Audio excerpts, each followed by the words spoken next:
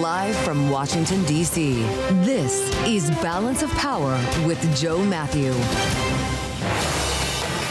Day 6 of the shutdown. Welcome to the Monday edition as senators prepare to vote once again on stopgap measures that are expected to fail once again. That'll all happen before the day is out here, and we'll bring you live to Capitol Hill in a moment for a report from Bloomberg's Erik Wasson. Insights ahead from Republican Congresswoman Nicole Malliotakis of New York. They're home for another week in the House, and peace talks are beginning in Cairo over a possible ceasefire in Gaza. You may have thought there was a deal in place. We'll talk about it with David Hale at the Wilson Center. Our panel, Bloomberg Politics contributors Rick Davis and Jeanne Zaino, and it's all after a look at Wall Street. Let's check on the Monday trade right now with some big headlines to cover. Charlie Pellet has that for us in a Bloomberg Business Flash live from New York. Charlie? Hi, thank you very much, Joe Mathieu. Day 6 of the shutdown. Stocks continue to push higher. We're holding close to a record on the S&P right now, up 25 at 6741 for the S&P 500 index. Again, right now, of 0.4%. We do have that rally in chip makers. That is sending stocks to records.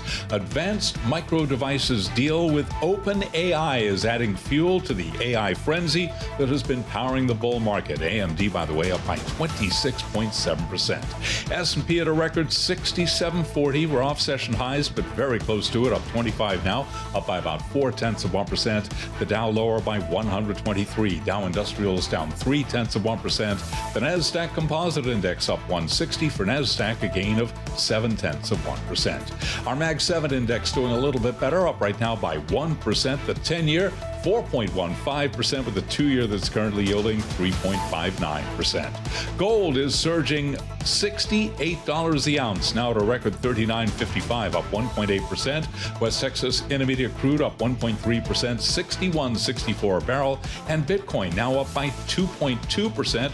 125,459 on Bitcoin.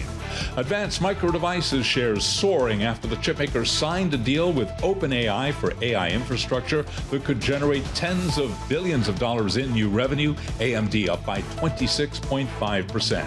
And Fifth Third Bancorp has agreed to buy Comerica for about $10.9 billion in stock. It is the largest bank deal this year. Fifth Third down 1.9%. Comerica is up by 13.3%. For on-demand news 24 hours a day, subscribe to Bloomberg News Now wherever you get your podcasts. Back we go to Washington. Balance of Power continues. The Monday edition. Once again, your host, Joe Mathieu. You said it, Charlie. The voice of Wall Street and the New York subway live on Bloomberg. Charlie will have more on stocks coming up in just about 20 minutes here as we follow the beat in Washington. And yeah, day 6, and we knew that would be the case, and we said goodnight Friday. We told you the government would still be shut down on Monday. Not a shocker here, because they did take the weekend. Now it's another round of voting today that's supposed to look just like what happened on Friday. About 5:30, we understand that'll be the late edition of Balance of Power. It's the same CR, the same clean Republican CR, and the Democratic version that has other elements that are considered toxic by Republicans. The conversation's not changed. Everyone still thinks they have the moral high ground, and there's no deal in sight. The House, by the way, is going to hang for another week before they come back. Speaker Mike Johnson made that announcement on Friday, right? They're waiting for the Senate to take care of this, so why bring the members back here to sit around and watch? He spoke earlier today, as a matter of fact. The Speaker is in Washington. Here's Mike Johnson. We have one plea and one plea alone.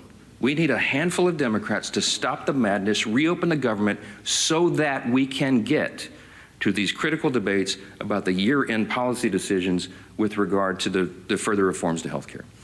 Plain and simple. I'm anxious to get my folks back. And look, I want to bring the House back into session and get back to work, but we can't do it till they turn the lights back on. Keeping the lights back on, interesting, or getting them back on. Remember how many Democrats here on the program said, sure, we can close the government, but we need to have a plan to reopen it.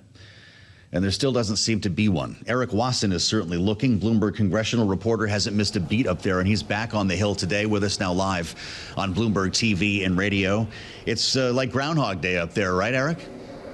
Yeah, it looks to be. It looks like the votes will fail again, barring some last-minute surprise. And, we had a story on the terminal today. The White House is signaling if this Monday vote does go down, they're prepared to announce and unleash a new a round of mass firings. I'm not entirely sure what agencies would be targeted, or even if that's an empty threat. We know from past experience that, layoffs do require a lot of paperwork. Human resources would have had to been working overtime over the weekend to prepare and make sure these are legally bulletproof. But that could be the big development today if there are mass firings. We're also looking to see if moderates are any closer to some kind of off-ramp for Democrats. I talked to a well-placed source earlier today who said that they're trying to entice just enough Democrats, 5 Democrats, to come over and vote for the stopgap bill by saying, look, we'll pass some of these regular appropriations bills. There's what's called a minibus funding the agricultural, Veterans Affairs, and other departments. We could pass that. Maybe pair the defense bill with the labor, health, and human services bill. That has a big increase for the National Institutes of Health. So that Democrats could say, okay, look, we've fought Trump's attempts to cut medical research. So far, that's not getting enough traction. Democrats are still saying, look, we have the larger issue of the Obamacare subsidies, and that has to be addressed in some way, not just a vague promise to deal with it later before we can sign on. Boy, all right. Well, I don't know if we're going to get a layoff announcement here today, but I just wonder about the 2 dates that everyone's looking at, Erik. The 10th is when federal workers start missing a pay cycle. The 15th would be for members of the military. Would those compel a couple of Democrats to cross the aisle and get this done? I think it's certainly a very motivating factor, and certainly economic terms. We start to see missed paychecks, real ramifications to GDP start to pile up. The Trump shutdown in 2019 really ended when air traffic controllers said they're not going to work anymore without pay and started to threaten to close down the skies. At some point, you do have essential workers say, look, this is enough. So that could add some pressure. If we go beyond that, though, both sides may even feel they want to dig in. So I think there's a real feeling. We talked to Mike Rounds, who's one of these moderate Republicans trying to negotiate some kind of near-term deal and also a deal on Obamacare subsidies, saying, look, this drags out. The rhetoric could get even more heated. Let's do something now.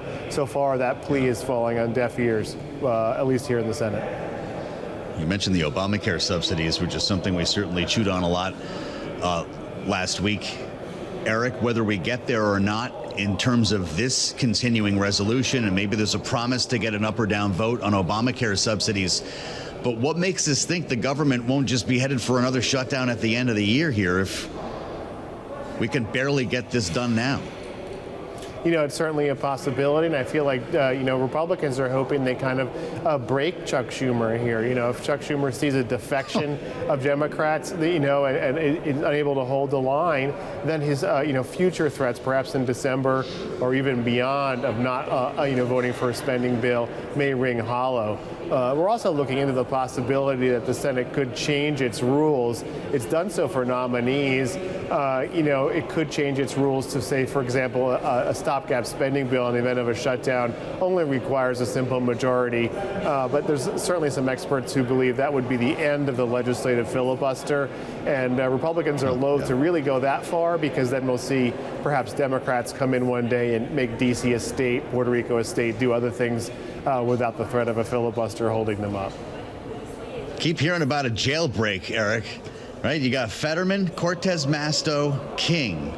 That means they'd only need a handful more Democrats here. You don't have to have a grand bargain if you can peel off a couple more names, right? Right, and that's why they're really looking at certain appropriators like Jeanne, Sheehan, people who know that buried in these appropriations bills, there are potential victories for Democrats. There is a potential pushback on White House Budget Director Russ Vought, who wanted to slash all of these federal jobs. If the appropriations process goes forward and passes higher spending levels for agencies like the NIH, like the Department of Education, then you certainly have a case to go to the Supreme Court and say Congress intended these to be fully staffed. In the absence of any bills, certainly the White House is going to see a lot more flexibility and certainly see its court case before the Supreme Court enhanced. So there is that argument in the backdrop, but the ACA issue is so so paramount and a real sense among Democrats that because, as we reported, some 70 to 80% of recipients of Obamacare subsidies are in Republican-won states, that the Republicans will come around on that. We're also looking to see where a deal could be. There's some reporting we're trying to confirm that there's a White House proposal to only allow previous enrollees to get the subsidies, sort of capping and ending the program. We'll see if that plays out. Erik Wasson, great to have you, Bloomberg congressional reporter, with us live from Capitol Hill. To think we're still talking about this, and maybe we will be a week from today. We thought it would be smart with the idea of a jailbreak at hand here. Apologies to Thin Lizzy. To speak with someone who's actually in the middle of it, Republican Nicole Malliotakis from New York's 11th District joins us now. Congresswoman, it's great to have you back on Bloomberg TV and radio. I know you were probably planning to start packing to return to Washington until just on Friday when the speaker said it would be another week. So the House is clearly letting go of the reins, saying, we passed the bill, now you guys figure it out, get enough Democrats on board. Is that the most likely way for this to end, that you peel off a couple more Democrats, or does there need to be some sort of agreement in principle on Obamacare subsidies?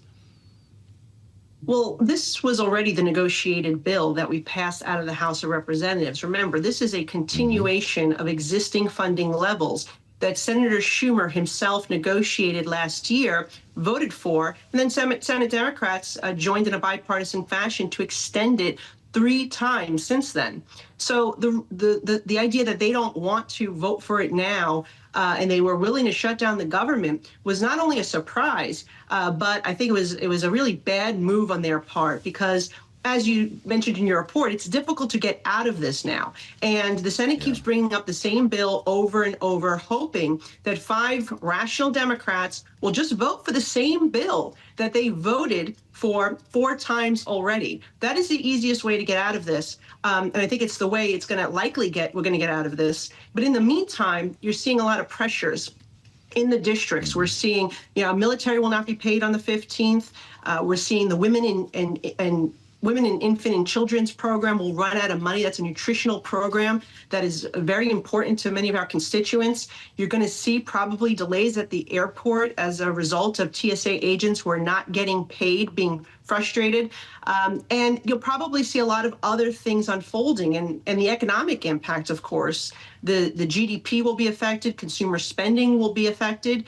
This is costing the taxpayers $400 million a day. And it's unfortunate that we came to this point, and it was absolutely unnecessary. All we needed were the 7 Democrats to join the 53 Republicans to get the 60 votes necessary to pass this bill, just like they've done before. And to think that the Democratic leader in the Senate is from your state, and you're surrounded by Democrats in New York, maybe not in your district, Congresswoman, but what are you hearing when the cameras are off and guys like me are not around? Will there be some common ground here at some point? Do you see an off-ramp? I hope there will be, but it's completely in their hands at this point. Remember, this passed out of the House on the 19th. And if Senator Schumer should just vote for the same bill that he supported 4 times before. And the impact here in New York, it's 61,000 military personnel that won't be paid. I went around the district. Our VA hospital, thankfully, is operating as it always is. The clinic on Staten Island is running smoothly as well. The national parks are all clean. I took a look to see if we had any maintenance issues as a result of the furloughs. We don't at this time. But people, I think, will start feeling it more and more as time goes by. And what has changed since the 4 times that Chuck Schumer supported these funding levels that he himself negotiated? The only thing that has changed is President Trump is now the president. We know that they don't like him, and they want to, do this to I think, put pressure on President Trump. And the other thing that changed was that Alexandria Ocasio-Cortez and the left wing of the Democrat Party threatened to primary Senator Schumer. Those are the only 2 things that have changed here. Everything else remained the same, including the text in the bill. Now, they're trying to add other types of outside policy initiatives into this clean funding bill. If the tables were turned and Republicans were trying to jam outside policy, the scrutiny from the media and the public would be outrageous. So I just ask people to be honest about what's going on here and say, look, there's nothing wrong with a clean extension of the funding levels that Senator Schumer negotiated and voted for 4 times. He should just give the 7 votes. Let's open the government, and then we can have a serious discussion about some of the other policies, which I agree on some level that we need to do something about, certainly the Affordable Care Act, because it is not affordable as they sold us when it passed. And we could talk about some of those other subsidy issues, but we will not accept by any means $200 billion going to states that make its way to fund illegal immigrant health care. We will just not accept that. That is not negotiable.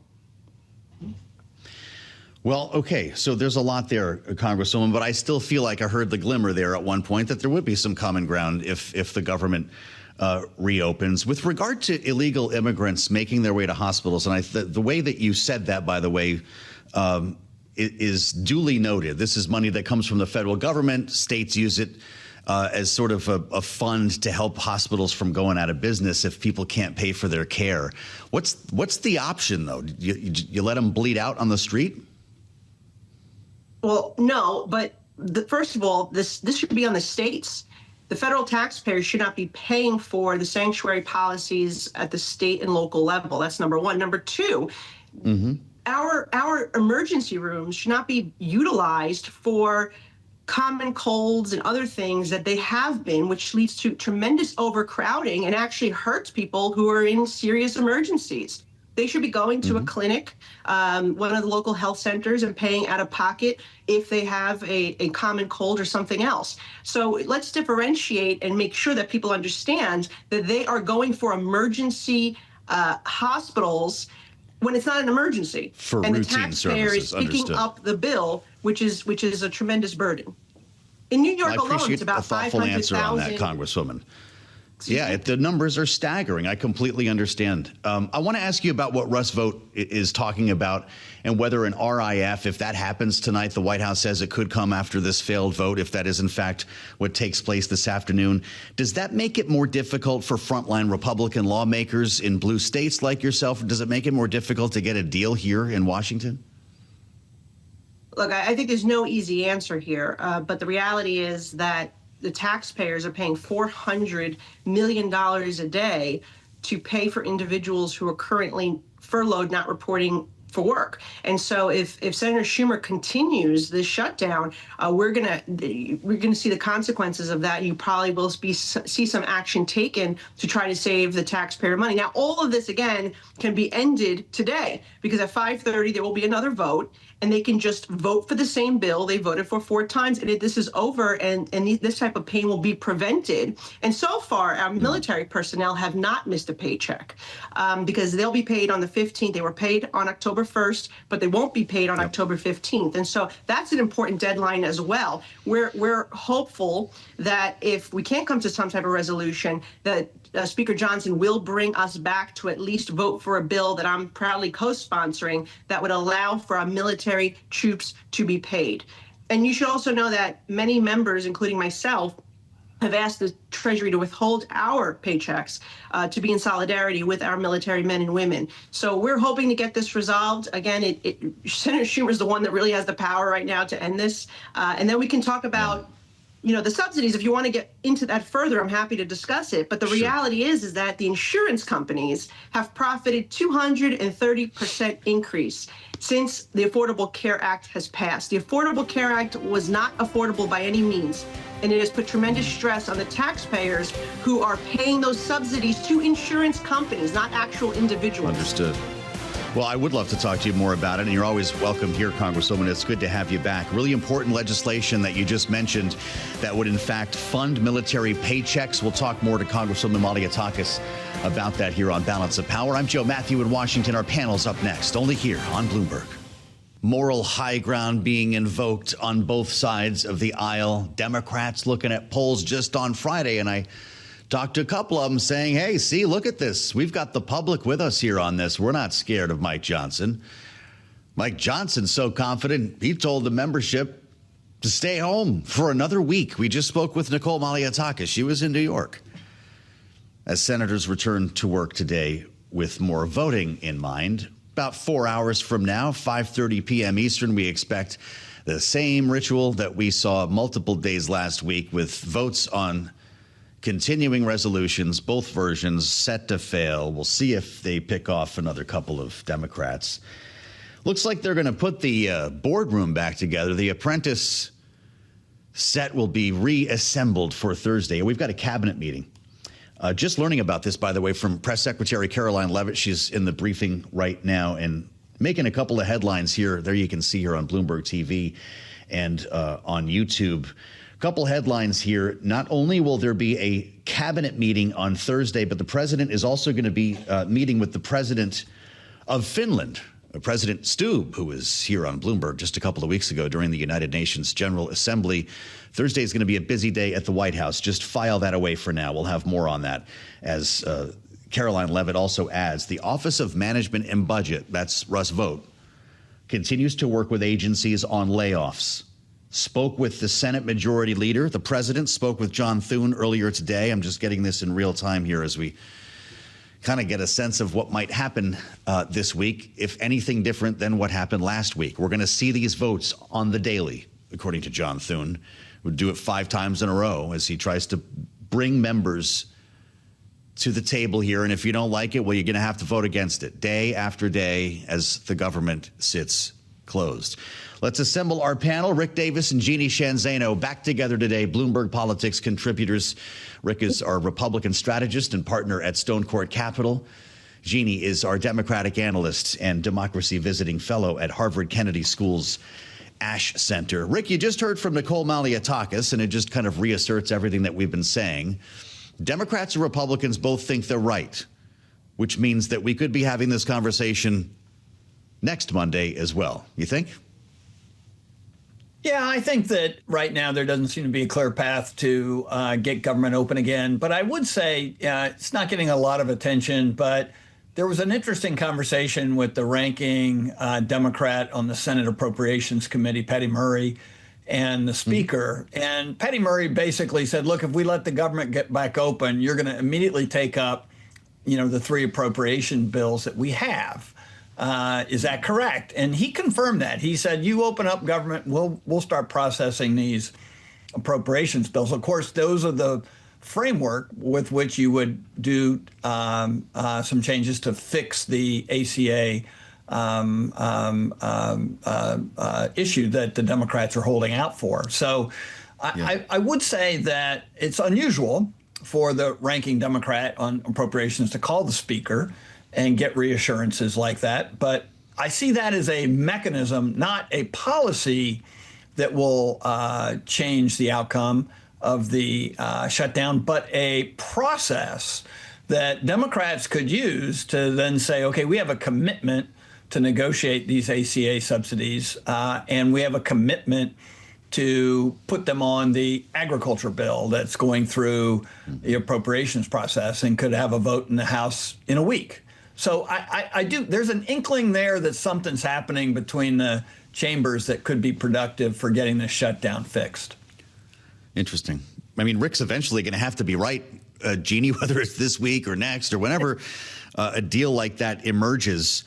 But we could be in for a different world if the White House starts firing, right? Caroline Leavitt, again, says OMB continues to work with agencies on layoffs.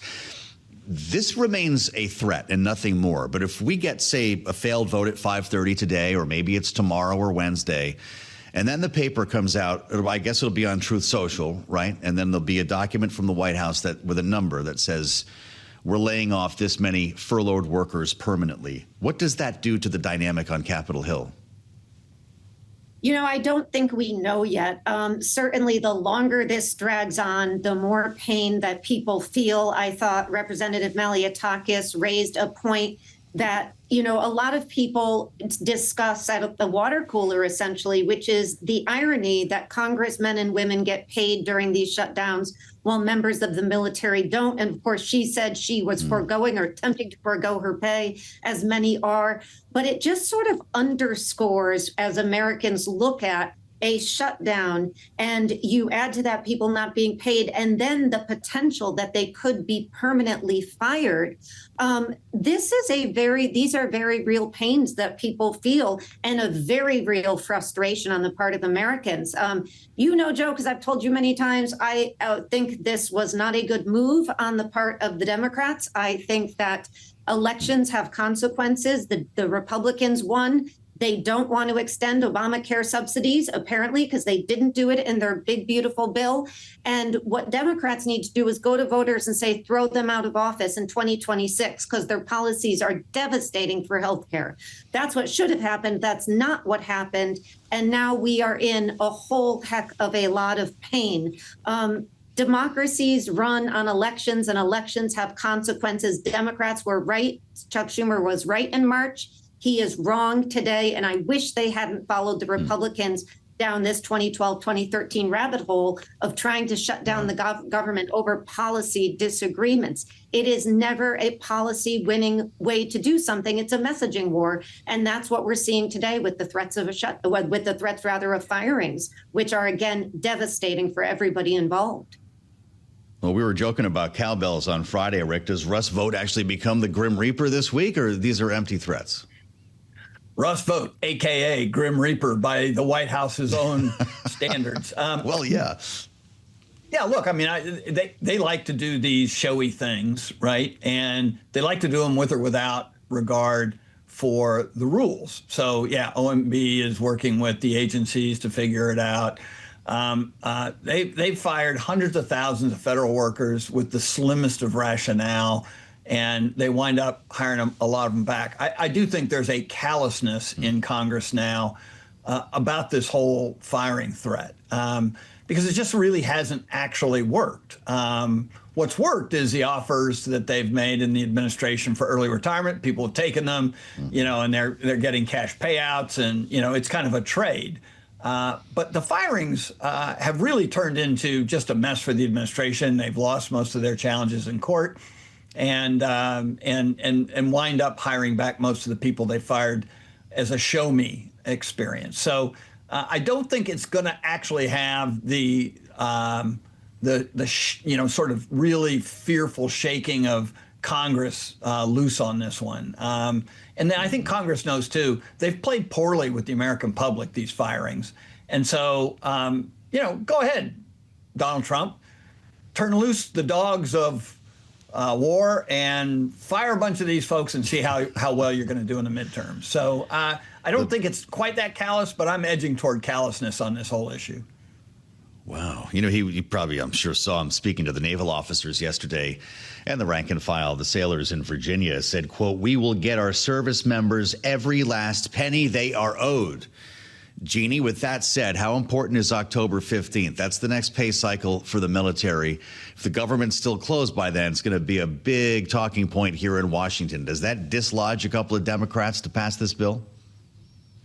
It very well might. I think more likely to dislodge the Democrats is going to be really concerted conversations. That's the way these things are resolved, is conversations and promises on issues that they care about. So, but I do think the paycheck issue on the 10th and the 15th, and then again, the threat of firings is going to add a dose of pain that everybody's going to have to consider.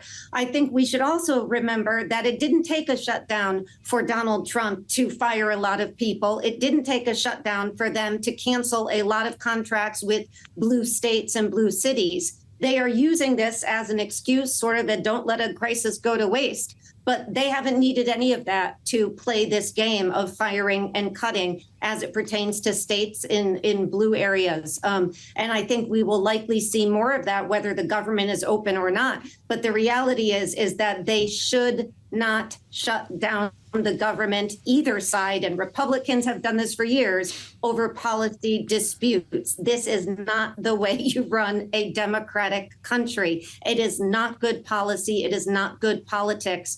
And I do hope the voters punish people who are in favor of shutdowns, because this is not good for the long-term health of our democracy. In our final moment here, Rick, what's going to be the feeling? Let's say we're shut down straight through the week inside the Russell Rotunda on Friday in advance of or immediately after that day's failing vote. You know what goes on in that building, the culture and the mentality. What's it going to feel like after another week of wash, rinse, repeat to no end? Yeah, senators get frustrated just like everybody else. And if they're just doing these cattle calls where they come in, vote, and there hasn't been any movement. They haven't, Republicans haven't picked up a couple more Senate votes. We could be on the precipice if we only need 2 more votes, that kind of thing. But if it's not optimistic, then it's going to turn into drudgery quick. These are guys who love to have a lot going on all at one time, and they want progress too. There you have it from Rick Davis and Jeanne Zaino. Maybe a week from now, we'll be having the same conversation. We'll find out together, because this one it has a couple of different wrinkles here. And we're going to be watching the votes at 5:30. We'll let you know what comes of them. And, of course, the White House with its threats for firing. Rick Davis and Jeanne Zaino, Bloomberg Politics contributors. A great conversation. They'll be back on the late edition of Balance of Power when the voting has actually taken place. You want to join us starting at 5 p.m. Eastern. We'll turn back to the Gaza peace plan talks underway today in Cairo. David Hale with the Wilson Center, former Undersecretary of State, will be with us on Bloomberg. We've had our eyes on a briefing at the White House. Press Secretary Caroline Leavitt holding forth, reminding us of a couple of important events that are coming up over the course of this week. A cabinet meeting along with a visit from the Finland president on Thursday. Mark Carney, Prime Minister of Canada, is going to be here tomorrow. So we're already building out a pretty busy week that is, of course, laid against the backdrop of a now 6-day-long government shutdown.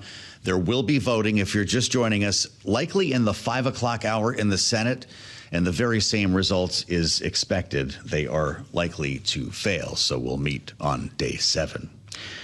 2 of the big questions at the Red Sea resort of Sharm el-Sheikh today is whether Hamas will in fact free the hostages and whether Israel will withdraw from Gaza. In terms of the former, it's something President Trump talked about on his way out of town yesterday. Let's listen. We had some very good meetings. The countries of the world, a lot of the countries surrounding Israel, frankly, Muslim, Arab, and many others have had great meetings with Hamas, and it looks like it's working.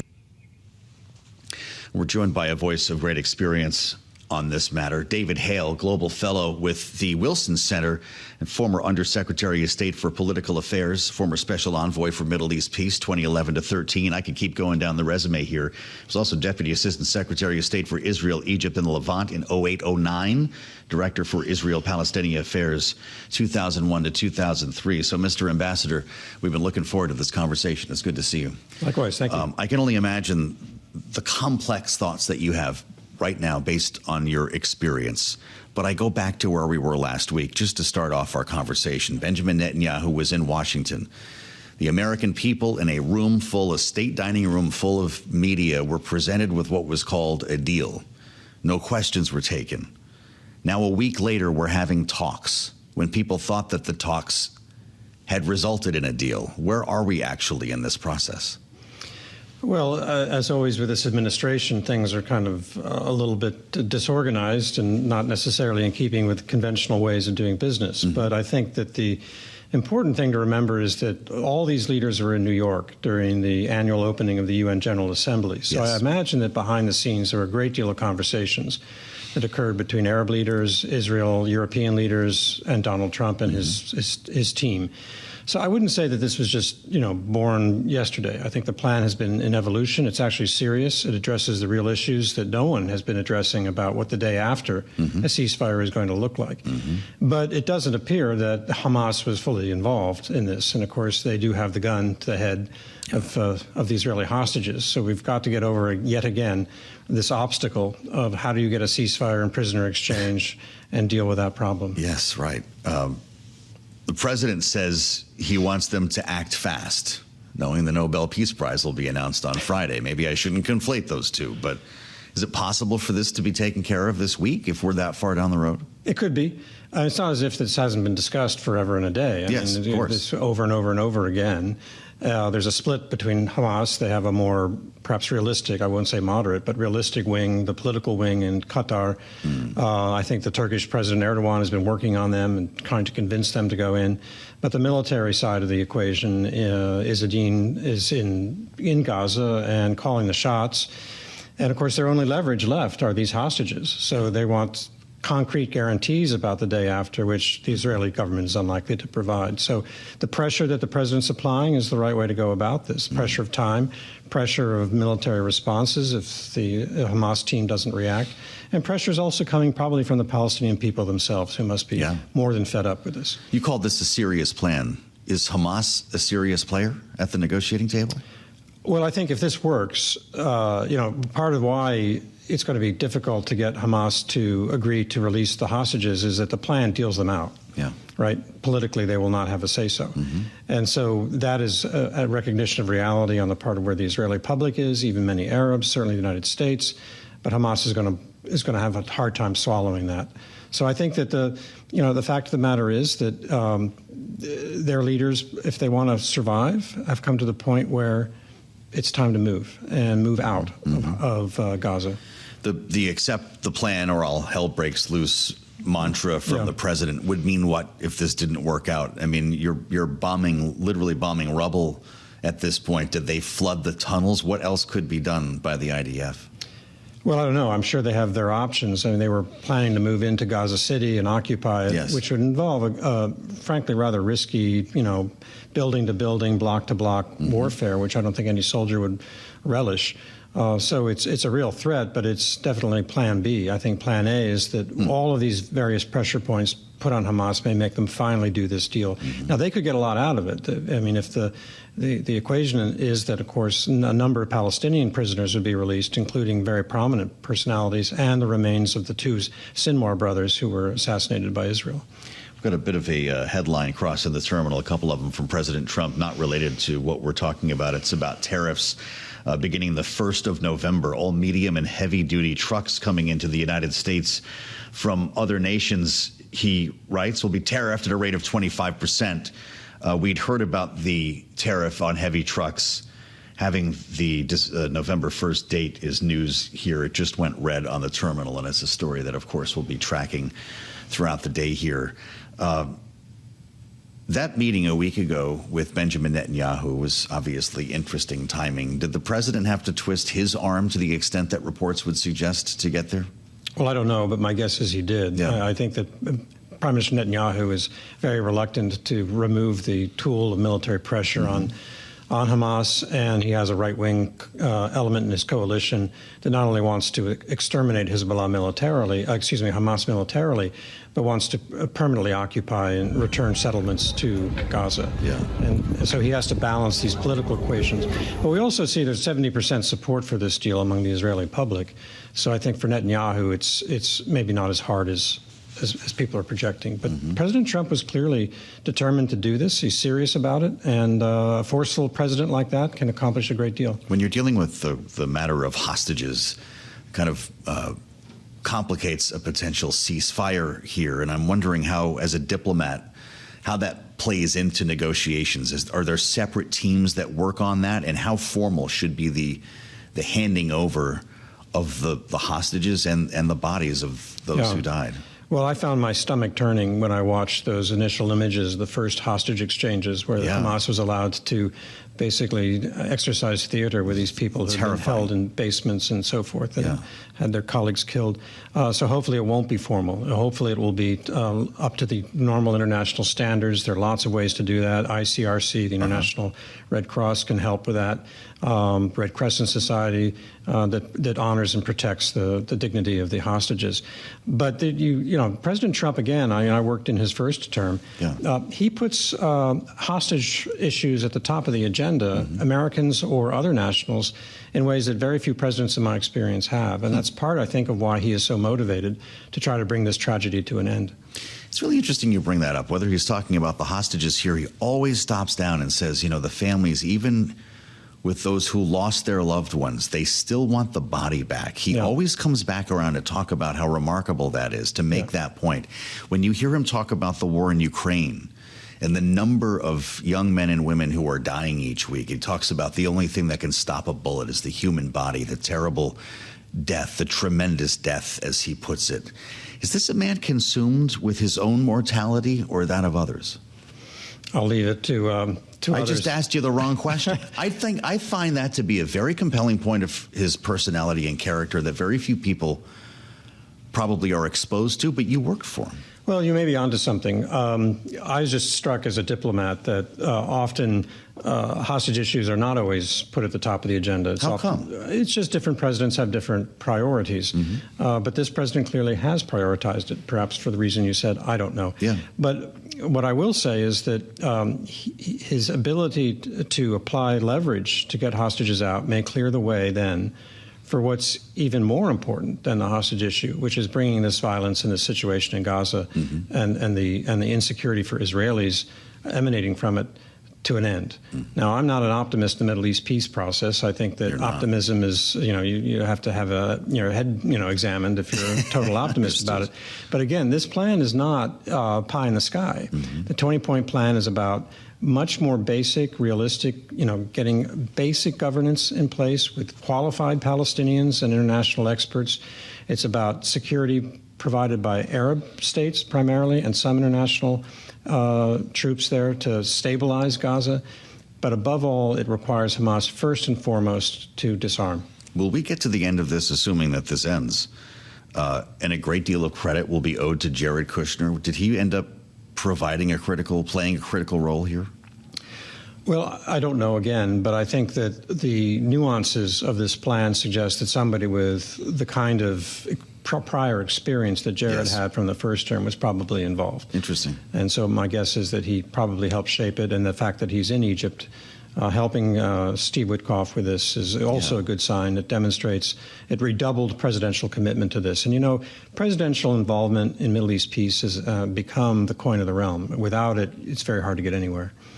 Not right. How often has it been due? How usual or unusual is that to have someone who's actually not a member of the administration step in and provide the insights or the salve that's needed at that moment?